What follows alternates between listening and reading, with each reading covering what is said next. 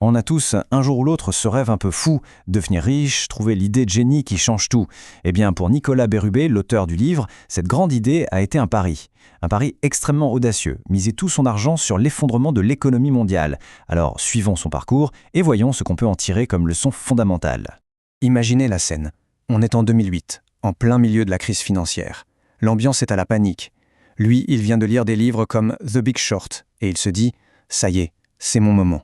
Il est absolument certain de voir ce que personne d'autre ne voit, une deuxième vague, un crash encore plus terrible est sur le point d'arriver. Alors il décide de parier contre la totalité du marché. Et le résultat, il est brutal. En 3 petits mois à peine, la totalité de ses économies, ses 10 000 $, sont partis en fumée, volatilisés. Pourquoi ? Parce que le marché, contre toute sa logique à lui, a simplement continué de monter. Une sacrée claque et une leçon apprise de la manière la plus douloureuse qui soit.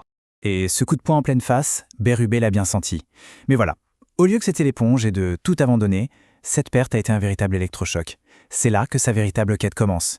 Une quête pour comprendre comment l'investissement fonctionne vraiment, sur le long terme. Alors, première étape de cette quête, faire le tri entre ce qu'on croit savoir et ce qui fonctionne pour de vrai. Et sa première grande découverte, elle est assez folle. En fait, investir avec succès, c'est simple. Vraiment simple.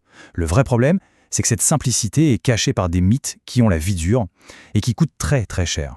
Mythe numéro 1. Pour réussir en bourse, il faudrait être une sorte de génie, un magicien capable de trouver l'action qui va exploser pour battre le marché. La réalité, elle, est beaucoup plus humble et surtout beaucoup plus accessible. L'idée, ce n'est pas de battre tout le monde, c'est juste de prendre sa part du gâteau, sa part de la réussite de toutes les entreprises. Et ça, attention, c'est peut-être le point le plus important de tous. On est tous persuadés que l'intelligence, les stratégies complexes, c'est ça la clé. Eh bien non. Toutes les études le montrent. Ce qui fait la différence au final, ce n'est pas le QI, c'est le comportement. C'est notre psychologie, notre capacité à gérer nos propres émotions. Bon, alors passons à la pratique. C'est quoi le secret ? Comment on fait pour appliquer tout ça ? L'auteur nous donne une image, une stratégie qui va à l'encontre de tout ce qu'on entend d'habitude, mais qui est d'une puissance redoutable. Voilà la grande question. Est-ce qu'on passe sa vie à chercher la fameuse aiguille dans la botte de foin, c'est-à-dire l'action miracle ? Une tâche quasi impossible, soyons honnêtes. Ou bien, est-ce qu'on fait quelque chose de radicalement différent ? On arrête de chercher et on achète carrément toute la botte de foin. Et pour acheter toute la botte de foin, il y a un outil presque magique, ça s'appelle un FNB indiciel. FNB. Imaginez un grand panier. Dans ce panier, on met des tout petits morceaux de centaines, voire de milliers d'entreprises différentes. D'un seul coup, avec un seul achat, on devient propriétaire d'une petite part de l'économie mondiale. C'est aussi simple que ça. Et est-ce que ça marche cette histoire ? Regardez ce chiffre. Plus 12 000 %. C'est le rendement de l'indice S&P 500 qui rassemble les 500 plus grosses entreprises américaines depuis 1973. Et le plus fou dans tout ça, c'est que pour obtenir ce résultat, il fallait faire une seule chose. Ne rien faire, juste acheter et attendre. Il y a une super analogie pour visualiser ça, c'est celle du maître et du chien. L'économie, c'est le maître qui se promène, tranquillement. La bourse, c'est son chien en laisse. Le chien, il est complètement fou. Il court en avant, il revient en arrière, il saute partout. Il est super volatile.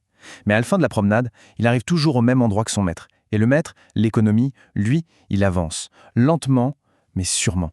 D'accord, donc la stratégie, c'est d'acheter la botte de foin. Mais il y a un ingrédient secret, une arme qui vient démultiplier la puissance de tout ça.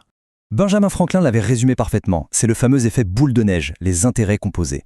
C'est un concept incroyable. En gros, ce n'est pas seulement notre argent qui travaille, mais les gains générés se mettent eux aussi à travailler. C'est une armée de petits travailleurs qui grandit toute seule, de plus en plus vite. Et regardez ce que ça donne concrètement. Au début, c'est lent. Pour gagner les premiers 10 000 $, il faut peut-être 7 ans. Mais ensuite, le rythme s'accélère. Pour les 10 000 suivants, ce n'est plus que 4 ans, puis 3 ans, puis à peine 2. La machine s'emballe. C'est ça la magie des intérêts composés.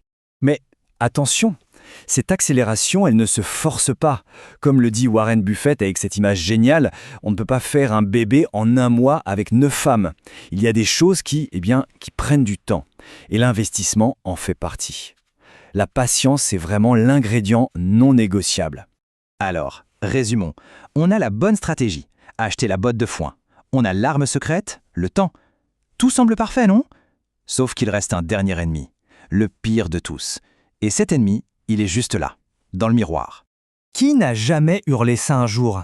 Mais comment j'ai pu être aussi bête ? Jason Zweig nous dit que si on ne s'est jamais fait cette réflexion, c'est qu'on n'a jamais vraiment investi. Parce que l'investissement, ce n'est pas juste des maths, C'est une aventure humaine avec son lot d'erreurs, de doutes et d'émotions fortes. Cette image est parfaite pour ça. Lire sur un papier que le marché peut baisser de 20%, c'est comme regarder une carte. C'est abstrait, c'est théorique. Mais voir son propre argent, disons 100 000 euros, fondre jour après jour sur son compte, ça c'est le territoire, c'est la réalité. C'est le moment où le cerveau rationnel se déconnecte et où la peur prend le volant. C'est là que le vrai test commence. Et pour traverser ce territoire, il faut adopter la bonne mentalité. C'est un choix en fait. Comme le dit Charlie Munger, le bras droit de Buffett, face à une grosse baisse, on a deux options. Soit on se voit comme une victime, oh là là, le marché est contre moi, soit on se voit comme un survivant. Et un survivant, qu'est-ce que ça fait? Ça encaisse, ça apprend de ses erreurs et ça continue d'avancer. Parce qu'au bout du compte, la vérité, elle est là. En investissement, il n'y a pas de place pour les victimes. Il n'y a que des survivants. Le chemin vers l'indépendance financière n'est pas un sprint, c'est un marathon psychologique.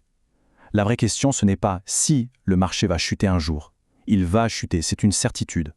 La seule question qui compte, c'est quelle sera notre réaction ce jour-là. Tout est là.